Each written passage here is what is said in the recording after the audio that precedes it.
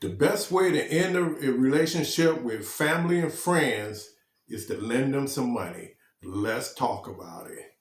I'm sure you had from one time to another a family member or a friend ask you to lend them some money. I used to be Mr. Nice Guy. You know, people can come to me in need, and my heart would help them out. But what I noticed was the more I help people in need like that with their money issues, the poorer I became.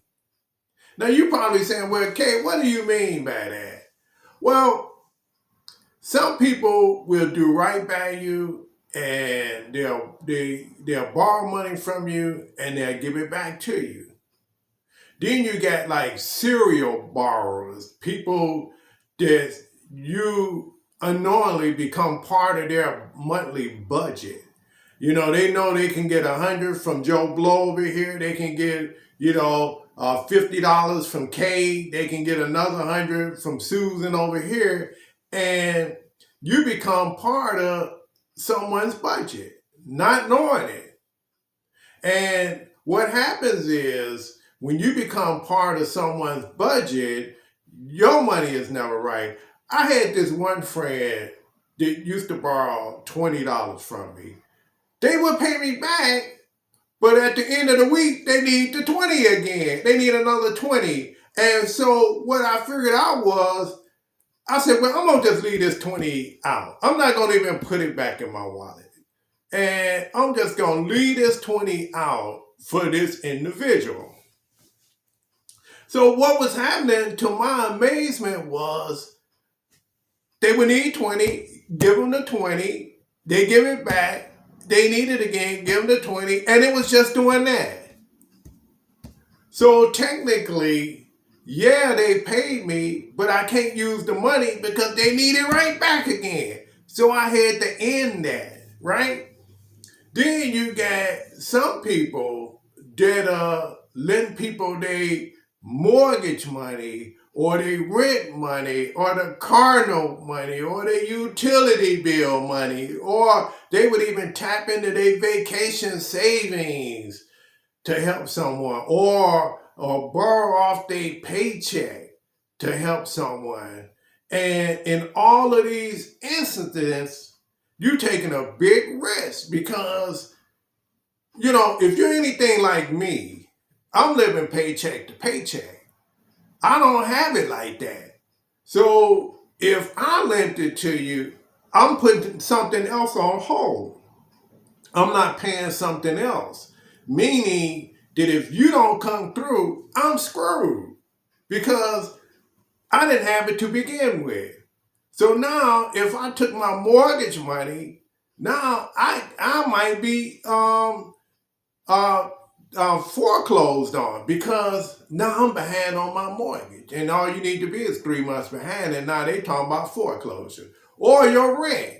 And like most renters, if they fall behind 2 rent payments, chances are they're not going to catch it up unless it's around tax time. Other than that, they're not going to catch it up because everybody out here is living paycheck to paycheck. Or your car note. You lend the money out on your car note. Now the man is bagging up to your car ready to take your car away. Or your utility, your light got turned off because you thought you was getting the money back Friday and it didn't happen.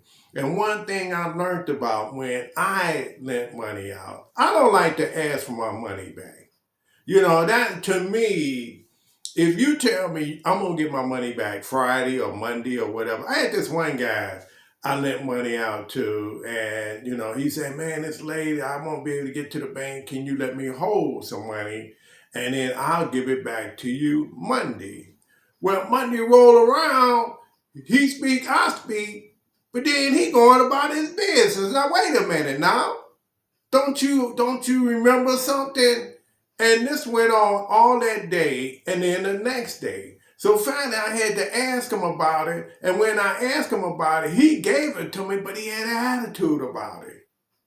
So then that's told me one thing: don't lend them no money anymore because I don't like asking for my money, and then don't make me feel bad that I have to ask for my money, and then you have an attitude. See, I've seen people put the guilt trip on me. I've seen people cry to get some money from me. I've had people beg me. And in all those instances, if you don't have the money, that means you can't afford to do it. Point blank, period. If you can't afford to lose that money, that means you cannot afford to do it. And that's a lot of people, including myself. I can't afford to lend no money. I stopped doing it because I'm sweating bullets that you're going to pay me back. And then some people don't pay you back. They'll do all those things, guilt trip, cry, beg, and all that. Once they get that money, pew, they gone. They gone. And then if you calling them, you asking them about it, they got an attitude. I wish you stopped calling here. I told you you're going to get your money. Don't worry about it. See? So if you don't want to go through all that, then don't be bothered with it. Look at it this way. Why do you think the bank don't do it? Now, are you smarter than the bank? The bank got tons of money. Why don't they lend money to everybody? Because they know.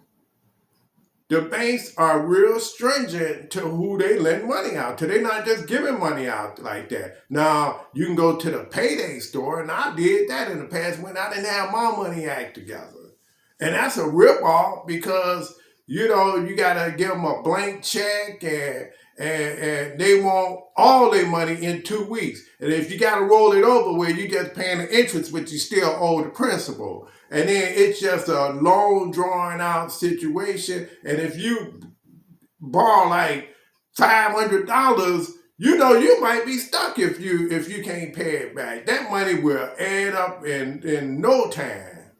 And you'll be mad at yourself. So all these things add up to one thing.